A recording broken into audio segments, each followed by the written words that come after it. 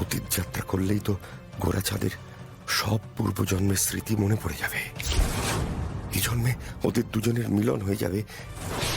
না না না না না, ঈশ্বরের পরিকল্পনা ফলতে দিলে চলবে না। ওরা অতীত যাত্রা করার আগেই আমাকে অতীতে ফিরে যেতে হবে। একবার যদি অতীতে যেতে পারি, তাহলে আমিও অতীতের অনেক ভুল শুধরে নিতে পারবো। তাহলে আমি আরো শক্তিশালী হয়ে উঠবো। তার জন্য আমার পুলস্তর সাহায্য দরকার। হ্যালো গুরুদেব। হ্যাঁ, শোন শোন, ওই রক্তিম আর পুলস্ত, ওদের আমার খুব দরকার। যে করেই হোক ওদের গারদ থেকে ছাড়িয়ে নিয়ে আয়।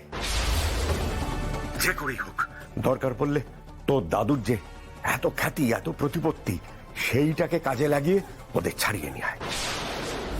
পুলিশের কাছ থেকে ছাড়িয়ে আনবো মানে?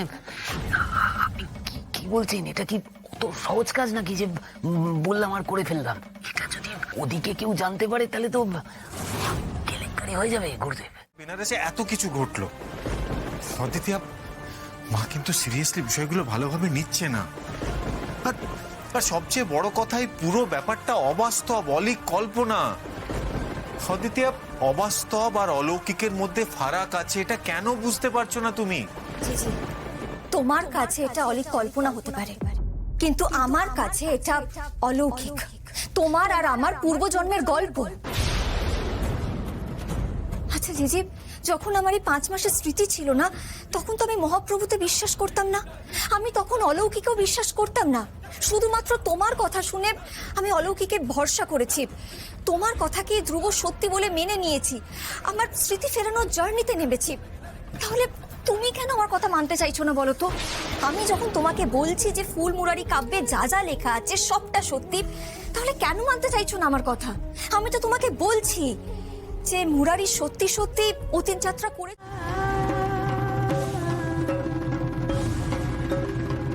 তুমি আমার কথাগুলো এইভাবে অবাস্তব আর ভ্রম বলে উড়িয়ে দিলে তো জিজি।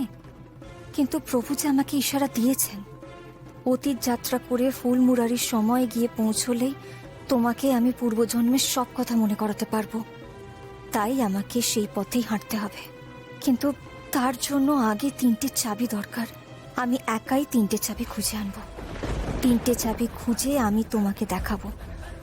তোমার ভালোবাসা পাওয়ার জন্য আমাকে এই স্ট্রাগলটা করতেই হবে।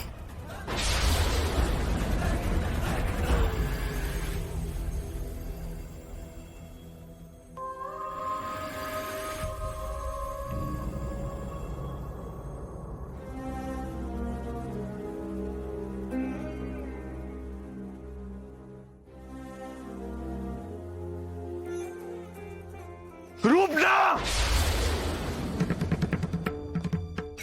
রূপ। ওমা, তুমি এখন এখানে? উনুনে হাত দেবে না।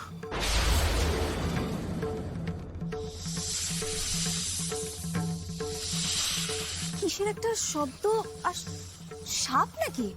হ্যাঁ রূপ, ভয়ঙ্কর বিষধর সাপ। তুমি যদি উনুনে হাত দিতে তাহলে ও তোমাকে ছোবল মারতো আর তুমি।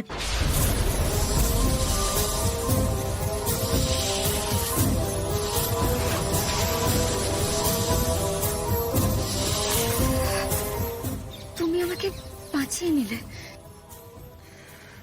তোমাকে ভালোবাসি যে রূপ, তুমি চলে গেলে আমার কি হতো বলো তো? দাদা ভাই, এই দাদা ভাই, ওঠ। তোমরা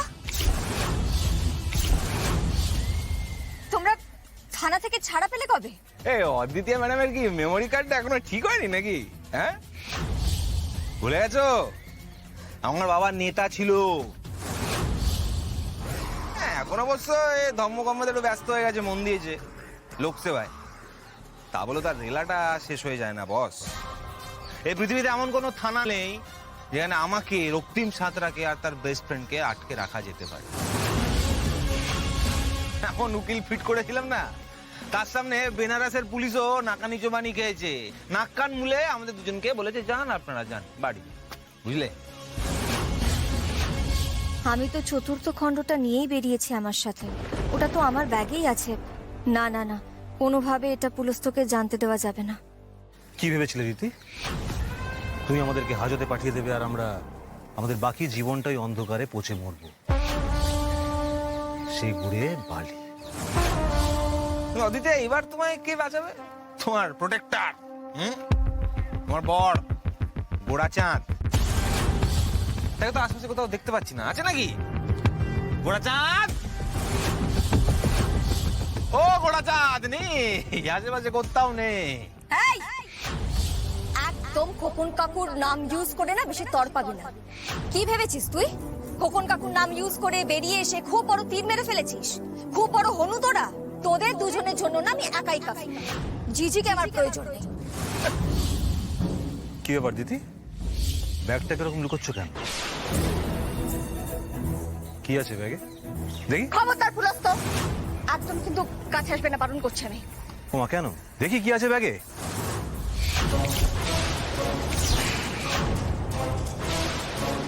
অদিতিয়া, তুমি কিন্তু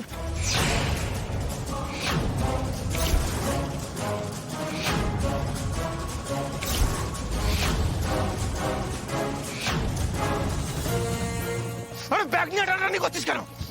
ওটা বন্দুক বার করে উড়িয়ে দিই।